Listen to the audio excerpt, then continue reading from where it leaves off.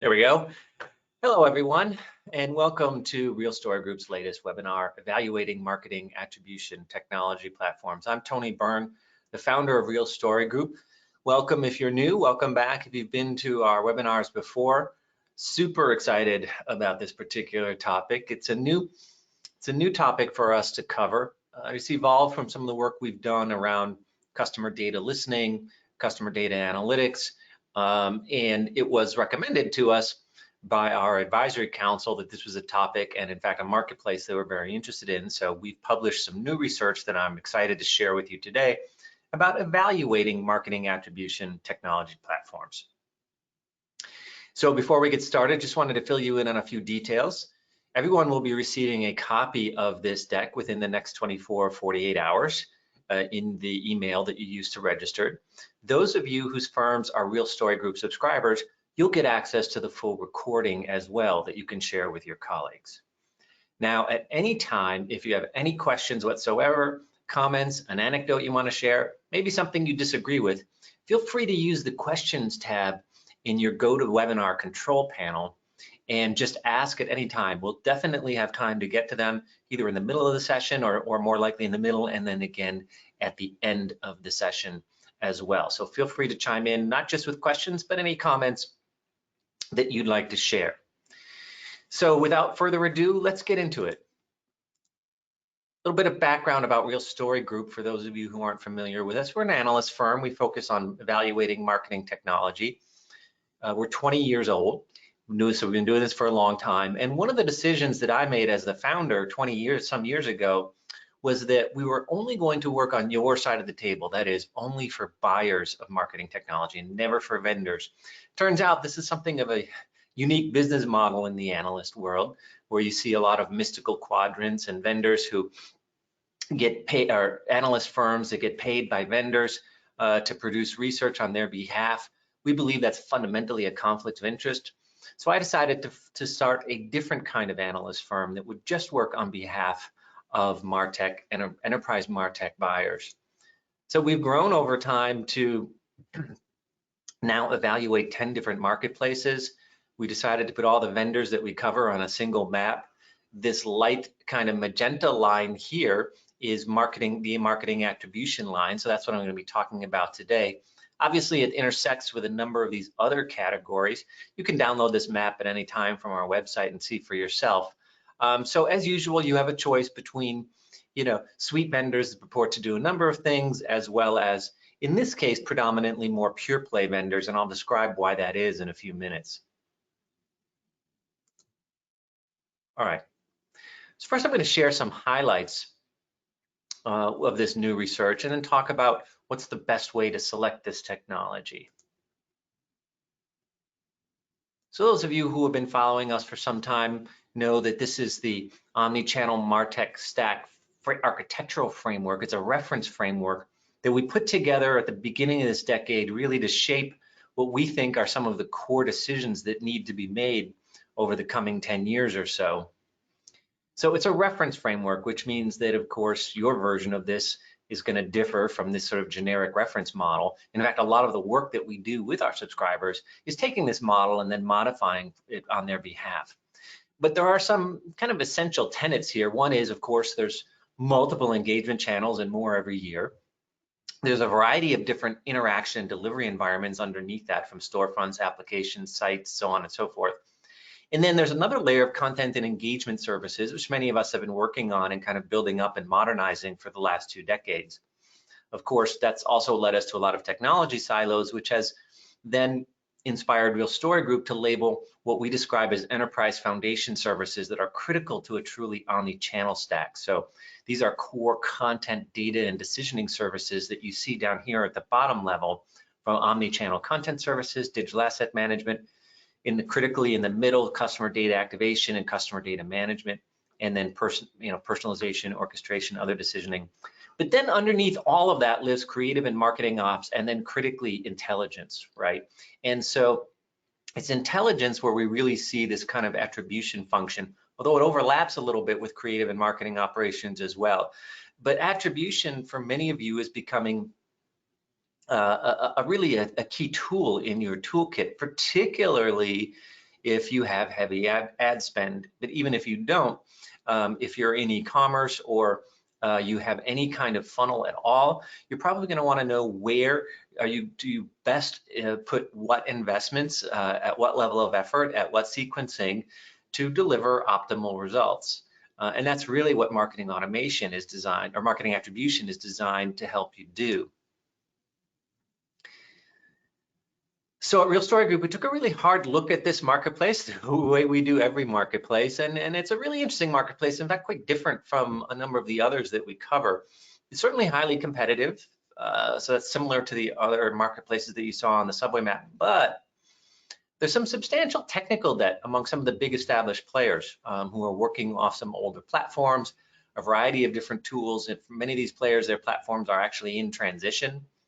There's a major services component and a proliferation of proprietary tooling, which means that in nearly every case, you're really kind of buying into a kind of a service bureau where the vendor has their own proprietary technology as opposed to a kind of an off-the-shelf kind of package. And so this makes this very services heavy. And there's a lot of things that fall out from that. One is it can take a while for the vendor, first of all, to sort of optimize and get up to speed, but secondly, for them to sometimes deliver results. There can be lags as they work through a lot of human-assisted processes internally. It also means you're heavily dependent on sort of the tribal knowledge and tribal wisdom of the client reps and people working on your account at that particular vendor. So it's almost a kind of an outsourcing, which is why many customers, frankly, have decided to insource this. I'm not necessarily recommending that on your behalf, but it's probably there's definitely a build and buy here, and for some of you, it's going to be build all the way to the bank. So this is, we would probably describe this as the least packaged of all of the martech marketplaces that we cover. So you will need substantial in-house resources to fully leverage these platforms. Now, the other thing about marketing attribution, like all of the spaces that we cover, is that the key to unlocking vendor differentiation is by doing business scenario analysis. And here we've identified 5 key canonical scenarios, and we use those as the baseline in our tooling and in our research for evaluating and differentiating among the vendors. So let's look at that in a little bit more detail. And first, we'll start out with the vendor landscape as a whole. There's 9 major vendors, a number of other smaller providers. A number of your ad agencies and interactive agencies are probably doing this on your behalf. Some of them may be using these vendors behind the scenes. Many of them have their own proprietary models and tooling. But these are the ones that purport at least to offer a packaged offering. Now, again, package offering you ought to take with a grain of salt. I mean, there's really only 2 here, Adobe and Google, that are properly multi-tenant SaaS offerings, so nominally the most packaged. By Adobe, of course, I'm talking about Adobe Visible that comes out of their martech group, their Marketo group, and not Adobe Analytics. Adobe Analytics, of course, you can use as part of the backbone for data collection for an attribution models that you build yourself. But in terms of actually having packaged attribution services, it's Visible, which is part of Marketo on the Adobe side. Google also has acquired some resources here and then bundled them together with the rest of their analytics and somewhat uneasily with their own advertising offerings here. And then Merkle is probably the most packaged of the sort of the other specialists. But you have these enterprise platforms on the left that purport to solve a number of different solutions, are probably the biggest, oldest players in the market. And then you have some specialists on the right, which have grown to a fairly healthy size, in many cases 200 or 300 employees, very active client base. But again, these firms are very heavily services oriented as well, so it's not all around product development here. So the key to evaluating vendors is always business scenarios. What you're seeing here on the left is a screenshot from Real Story Group's Real Quadrant Shortlist Generator. So you can try this on our site in our tools section. If you're a subscriber, you can log in and get the full experience. And the idea here is that you identify what are the key priority scenarios and then weight them and then use those to output custom quadrants and as a kind of prism or view into the deeper research. So here in this particular technology stream, we've identified 5 canonical use cases or scenarios. Marketing or media mix modeling, which is a kind of a top-down approach for making long-term planning and decisioning. Has been with us for a long time, requires less specific kind of data on your behalf. So very interesting in cases where you may not have a lot of data. Multi-touch attribution, of course, big with the rise of digital, sometimes controversial, certainly a lot of different ideas about how to do it. We'll talk about that a little bit. TV or media attribution certainly is a particular skill and capability in and of itself. B2B attribution is quite different than B2C, requires different sets of data, different type of funnel you're thinking about.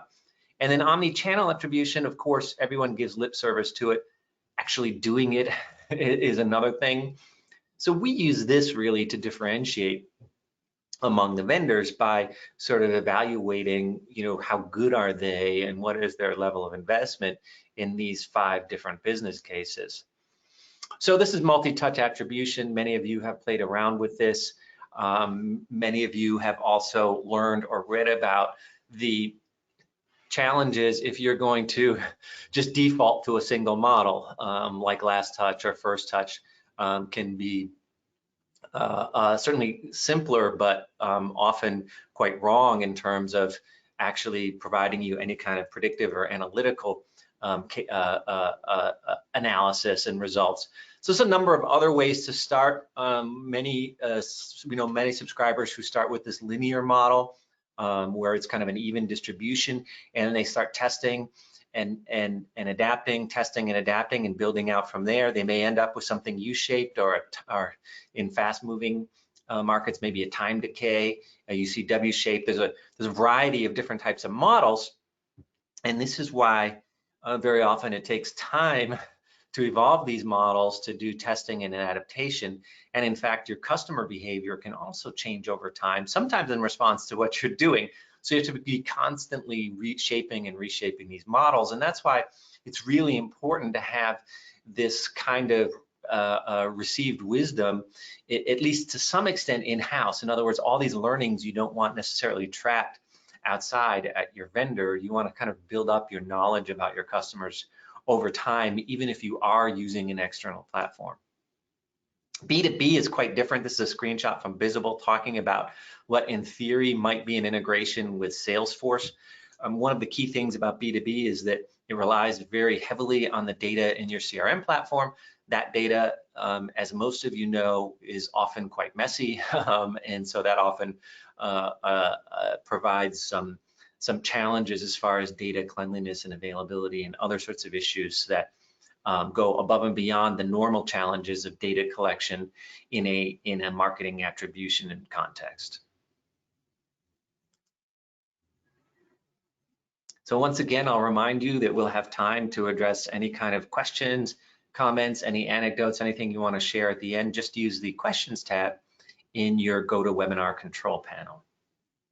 So now let's talk about, say you're an enterprise and you want to stick your toe in the water or maybe a whole foot in the marketing attribution pool. How do you go about doing that?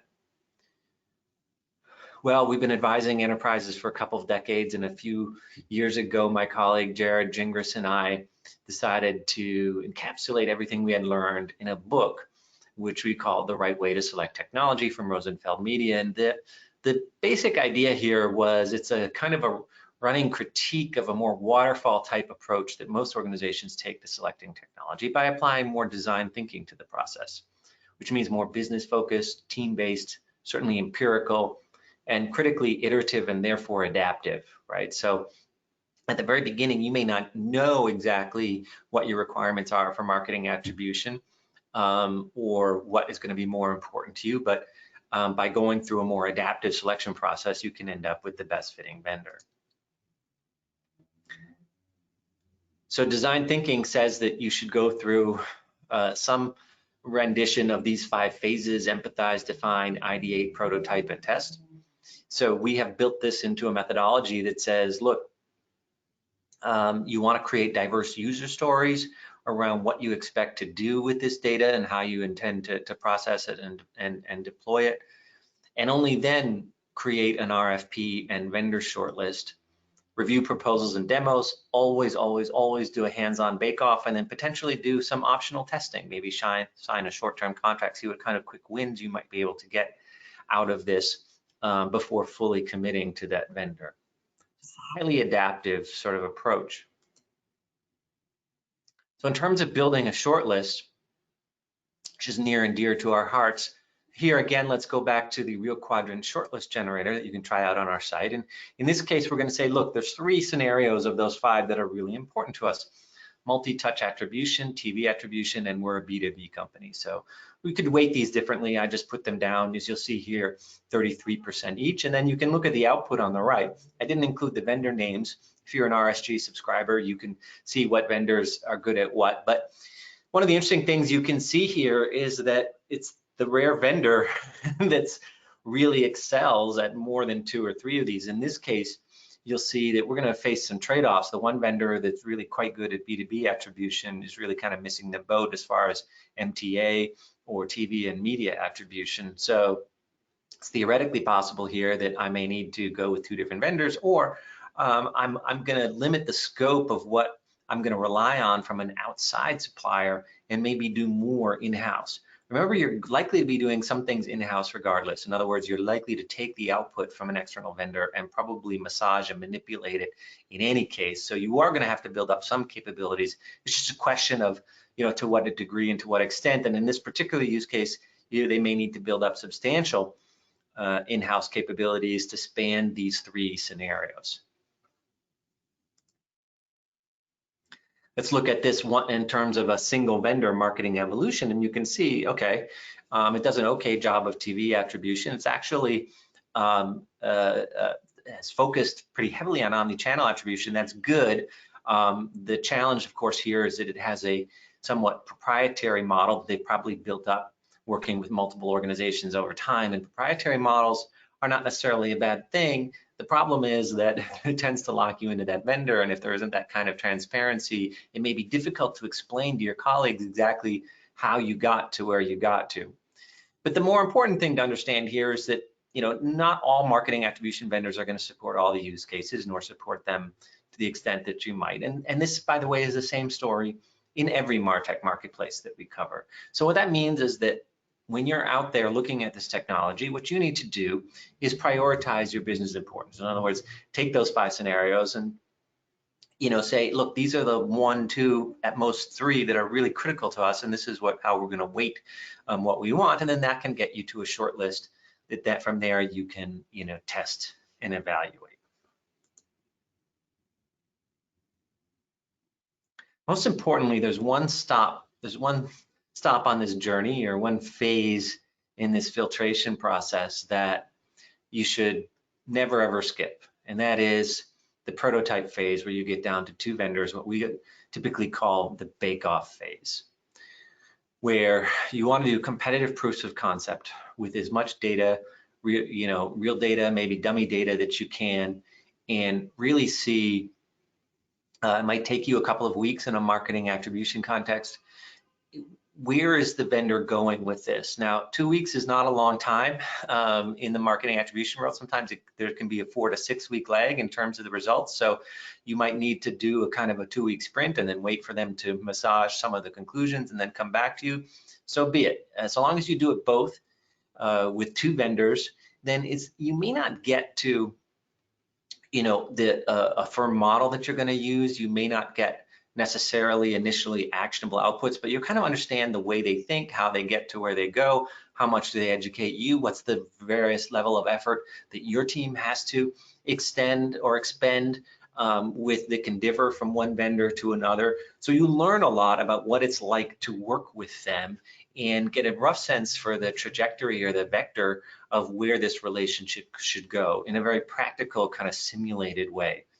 So really, you don't ever want to skip a bake-off, no matter what marketing technology you're using. Doing this is like, not skipping a bake-off is like going to buy a luxury vehicle, watching the salesperson drive it around the parking lot, and then deciding that, okay, I want to buy this. You never ever want to do that in an enterprise context. What you want to do is actually test drive the vehicle yourself. In this case, you're kind of test driving a relationship. Some of the technology that the vendor is using may be somewhat opaque, and you're going to have to figure out just how comfortable you are with that. But in either case, you definitely want to try before you buy.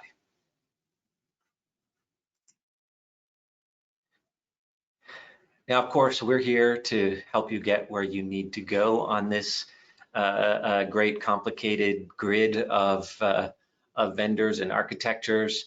There's 3 ways you can engage with Real Story Group. The first is simply to license our marketing attribution research.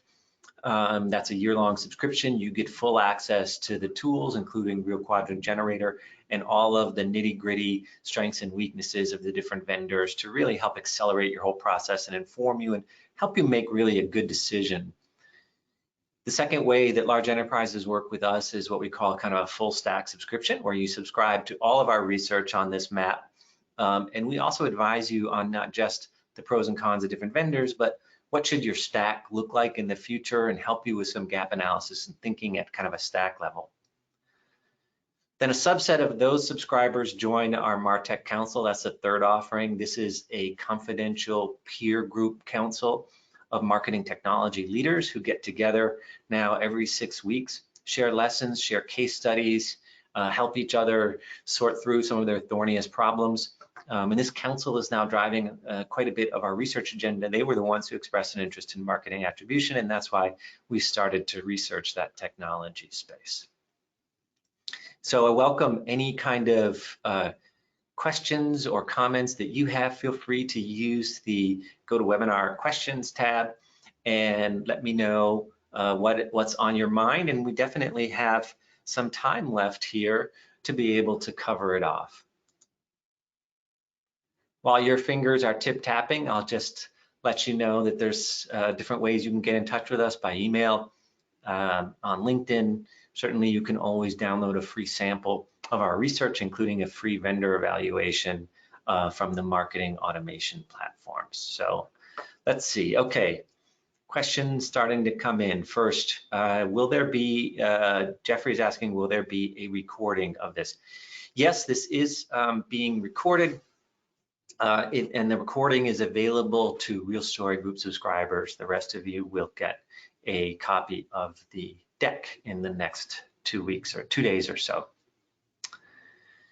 Let's see, Alicia is asking about Microsoft. Didn't see Microsoft on the marketing automation vendor list. That's right, the marketing attribution list.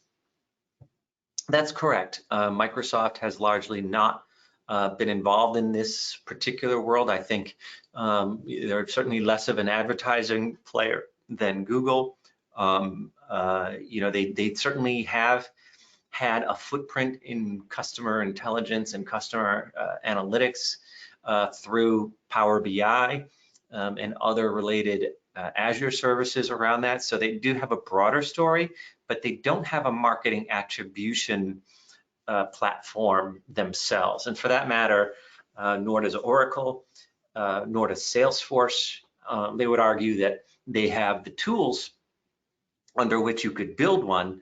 A lot of those tools are really around journey analytics, journey listening, some capabilities like Datorama to do some marketing analytics, but it's a bit of a leap from marketing analytics to marketing attribution. So marketing attribution takes you into the world of very complex algorithms, usually a broader set of data that you've got to bring in, and so it's definitely a level higher in that regard. Let's see, here's a question from John. To what degree do you see issues around privacy, deprecation of third-party cookies, and identity management making attribution even more difficult than it ever was, to the point where it's not useful? Yeah, That's a great question, John. I mean, this whole, what we call the new world for data is impacting every line on that subway map. Maybe this one as much as any other. Certainly, it's also deeply influencing personalization, customer data platforms, email marketing automation, and so forth. But certainly, marketing attribution, where it is already, you're having difficulties stitching together identities and being able to therefore understand different touch points. So it is definitely making it more difficult. We have some research coming out shortly around some of these issues, particularly some of the solutions that are arising around more universal IDs or just ID solutions that can replace third-party cookies. But there is no simple answer to this, and it is going to make some marketing attribution use cases more difficult. I don't think we'll get to the place where it's not useful. We may have to focus more on identity stitching, on getting a wider set of signals. We're seeing a return to media mix modeling after that had kind of maybe taken a dip. And so there's maybe different methodologies that also come into play here, John. But it's a great question. And the short answer, John, is that nobody really knows yet. Nobody really knows 100%. So all of us, to that extent, are kind of guessing, and it's the question of which guesses are better educated than others. Great. Well, that takes us to the bottom of the half hour. So thanks again for signing in with us. You can look forward over the next month to see 2 or 3 other webinars on different topics, including digital asset management, the latest in customer data platforms, what we're thinking about marketing technology stacks for 2022, and other topics. So I do encourage you to keep in touch and let us know if there's any way that we can make you and your colleagues more successful. Thanks, and have a great rest of your day. Bye now.